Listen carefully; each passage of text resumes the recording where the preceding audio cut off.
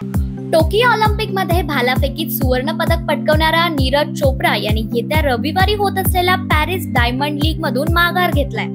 मागील 2 महिन्यापासूनच नीरज चोप्रा याला दुखापतीचा त्रास होता आणि याच कारणामुळे त्याने या स्पर्धेत न खेळण्याचा निर्णय घेतलाय. मात्र पॅरिस ऑलिम्पिकला 26 जुलैपासून सुरुवात होते आणि याच पार्श्वभूमीवर नीरज चोप्राची दुखापतीचा विषय खरंच चिंतादायक आहे. युरो करंडक फुटबॉल स्पर्धेच्या बाद फेरीत गत उपविजेता इंग्लंडने जबरदस्त उसळी घेताना स्लोवाकिया विरुद्ध पराभवाच्या खाईतून अतिरिक्त वेळेत 2-1च्या फरकाने विजयाला गवसणी घातली. मात्र 51व्या मिनिटात सेट पीसेसवर कर्णधार हॅरी केन याचे हेडिंग्स भेदक ठरल्यामुळे इंग्लंडपाशी 2-1 अशी आघाडी जमा झाली, जी एकूण 120 मिनिटांनंतर गत उपविजेत्यांसाठी निर्णायक ठरली आणि जोरदार पुनरागमन साधलेल्या गॅरेथ साऊथगेट याच्या मार्गदर्शनाखालील इंग्लंडचा संघ आता उपांत्यपूर्व फेरीत स्वित्झर विरुद्ध खेळणार आहे. प्राचीन भारतातील आध्यात्मिक व शारीरिक शास्त्र म्हणून ओळखला जाणारा योगाचा आशियाई क्रीडा स्पर्धेत समावेश होणार आहे, अशी माहिती भारतीय ऑलिम्पिक संघटनेच्या अध्यक्षा पी.टी. उषा यांनी दिली. ऑलिम्पिक काउन्सिल ऑफ आशियाच्या कार्यकारी मंडळातून योगाच्या समावेशाला हिरवा कंदील दाखवण्यात आला असून क्रीडा समितीच्या माध्यमातून सर्वसाधारण बैठकीत हा प्रस्ताव मांडला होता आणि या बैठकीत योगाच्या समावेशावर शिक्कामोर्तब होण्याची शक्यता आहे. विम्बल्डनच्या प्रतिष्ठेच्या टेनिस ग्रँड स्लॅमच्या पहिल्याच दिवशी मानांकित खेळाडूंनी प्रतिस्पर्ध्यांना पराभूत करत विजयी वाटचाल केली. 3रा मानांकित कार्लोस अल्काराज व 5वा मानांकित डॅनियल मेदवेदेव यांनी अनुक्रमे मार्क लजाल व अलेक्झांडर कोवासेविच यांना नमवत विजयी सलामी दिली. मात्र कार्लोस अल्काराज व डॅनियल मेदवेदेव यांनी हा सेट 6-2 असा जिंकत सामनाही आपल्या नावावर केला.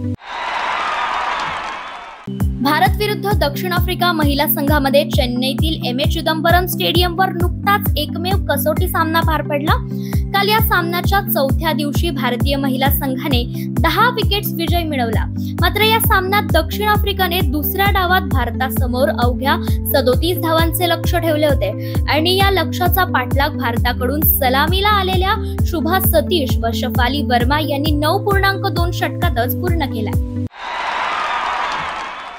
क्रीडा विश्वातून एक धक्कादायक माहिती समोर आली आहे. चीनच्या 17 वर्षीय बॅडमिंटनपटूचे दुर्दैवी निधन झालंय. सँग झिजे असे त्याचे नाव असून त्याला सामना खेळत असतानाच हृदयविकाराचा झटका आला आणि त्याने अखेरचा श्वास घेतला.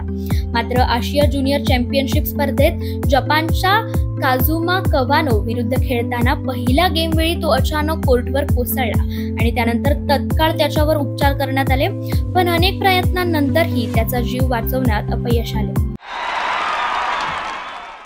दक्षिण आफ्रिका महिला संघ सध्या भारत दौऱ्यावर आहे आणि या दौऱ्यातील वनडे व कसोटी सामने खेळून झाले असून या सामन्यामध्ये भारतीय महिलांनी विजय मिळवले. मात्र आता 5 जुलैपासून 3 सामन्यांची T20 मालिका सुरू होणार आहे आणि या मालिकेसाठी दक्षिण आफ्रिका महिला संघाची घोषणा करण्यात आली आहे. सध्या या दौऱ्यावर असलेल्या बहुतेक खेळाडू T20 संघातही आहेत, पण यात फक्त अनुभवी अष्टपैलू फ्लो ट्रायनचा समावेश करण्यात आलाय आणि T20 मालिकेत दक्षिण आफ्रिकेचे नेतृत्व लॉरा वोल्वार्डो करणार आहे. टीम इंडियाने तब्बल 13 वर्षांनी 29 जूनला वर्ल्ड कप जिंकला. फायनलच्या सामन्यात भारताने दक्षिण आफ्रिकेला 7 धावांनी विजय मिळवला आणि या विजेतेपदानंतर आता नव्या T20 मालिकेसाठी भारताचा 9खा संघ मैदानात उतरणार आहे. 5 सामन्यांच्या T20 मालिकेसाठी भारताचा नवा दमाचा संघ रवाना झाला. विराट कोहली, रोहित शर्मा आणि रवींद्र जडेजा यांनी T20 क्रिकेटमधून निवृत्ती स्वीकारली आहेच. त्याचबरोबर आणखीही काही खेळाडूंनी या मालिकेसाठी विश्रांती देण्यात आली आहे. त्यामुळे शुभमन गिलच्या नेतृत्वाखाली 9खा संघ झिम्बाब्वे दौऱ्यावर रवाना झालाय आणि त्याबरोबरच झिम्बाब्वे दौऱ्यासाठी राहुल द्रविडच्या जागी VVS लक्ष्मण संघाचे हंगामी मुख्य प्रशिक्षक असतील.